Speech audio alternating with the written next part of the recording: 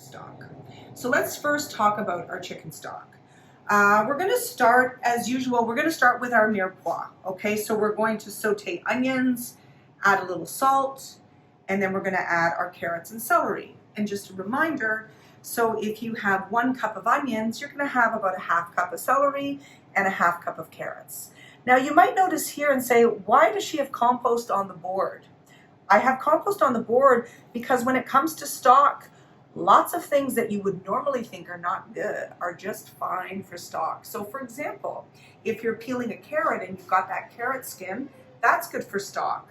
Onion skin, also fair game.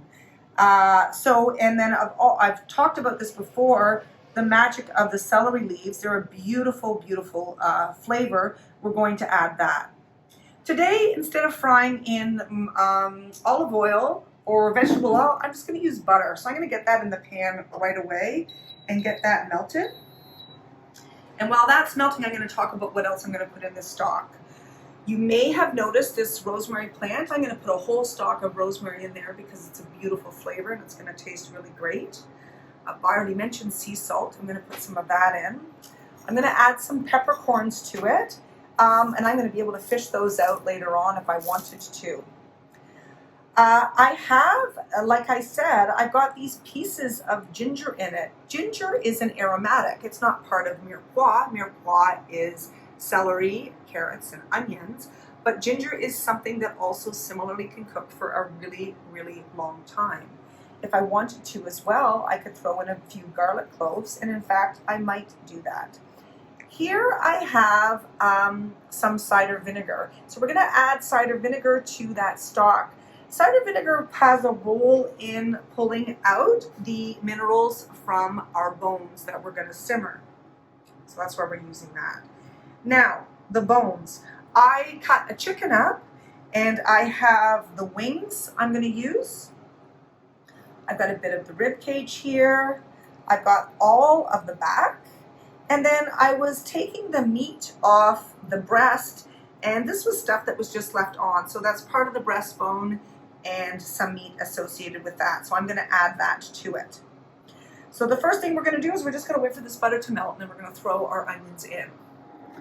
So just as a reminder, today I'm using unsalted butter. I pretty typically only use unsalted butter, but for example, if you wanted to start your stock and you had salted butter, then please don't add salt to your onions. You don't need it, okay?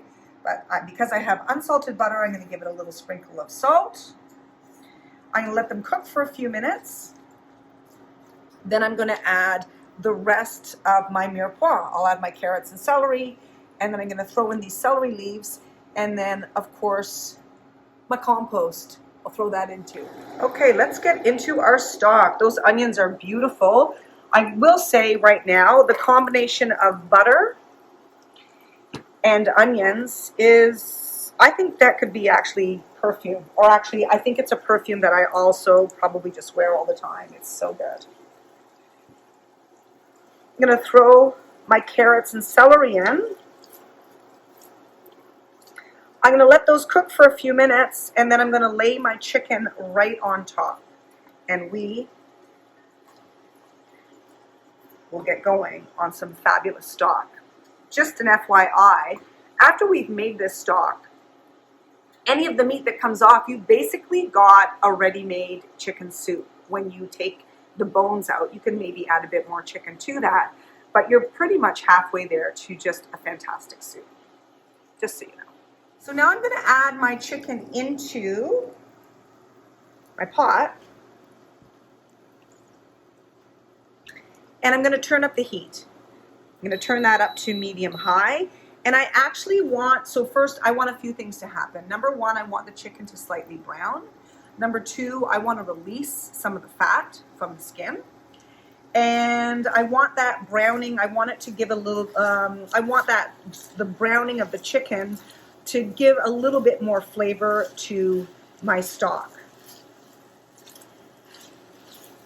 And so I'm going to let that cook for 5 or 10 minutes on that, and then I'm going to add the rest of my compost, my onion scraps. I got some kind of mediocre garlic here. I'm going to toss that in. And then I'm going to cover it with water, and it is a slow simmer. It's going to simmer for quite a while, okay? And then we're going to have some great soup. So here is my stock. The chicken is nicely browning. I don't know if you can get right in there. There's some nice browning on the wing there. And it's just looking really, really great. I'm going to let that simmer for another 5 minutes. And then I'm going to throw everything else in and just let it do its job, which is just to make beautiful, beautiful stock. You really want to have your stock, if you're simmering it with bones, you want it to slowly, the idea is to slowly pull the minerals and the collagen out of the bones, okay?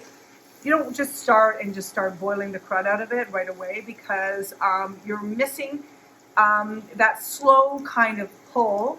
You're missing the opportunity to get that all the flavors out. So here is our delicious stock, and it is ready for everything else. Okay, so I'm going to add some garlic, rosemary, my ginger, and my onion tops. I'm going to throw some peppercorns in, my cider vinegar, another little sprinkle of salt, and then I'm going to cover that with water.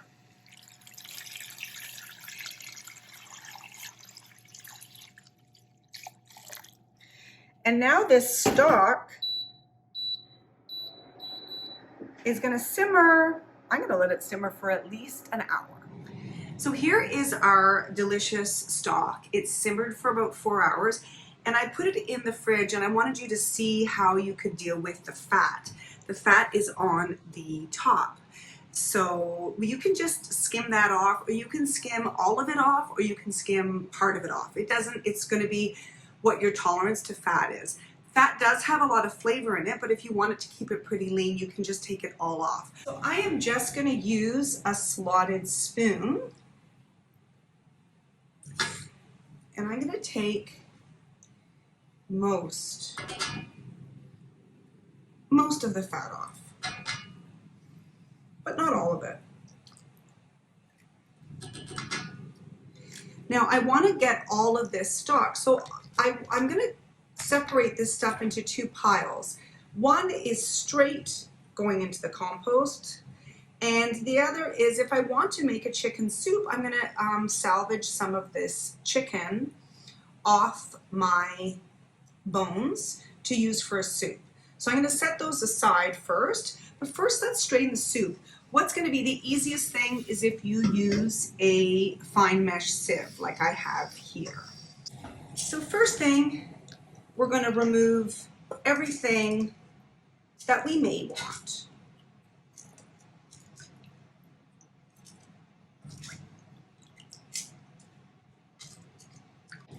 And then we're going to very carefully strain our soup through the sieve.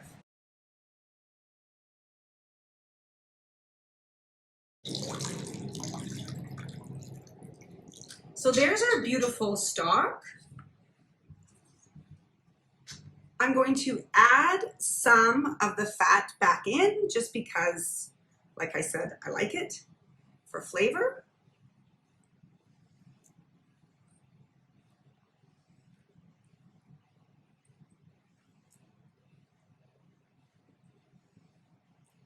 Now, what to do with the stock? Well, right away, you could use this right away to make a soup or a stew, or you could pack it away.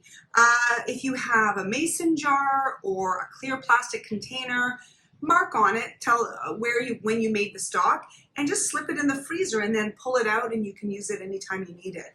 Another really handy tip is to pour some of them very carefully into an ice cube tray and freeze that, because sometimes you just actually want a little bit of stock, like 2 or 3 tablespoons, instead of defrosting a whole liter or half liter. And that is delicious stock.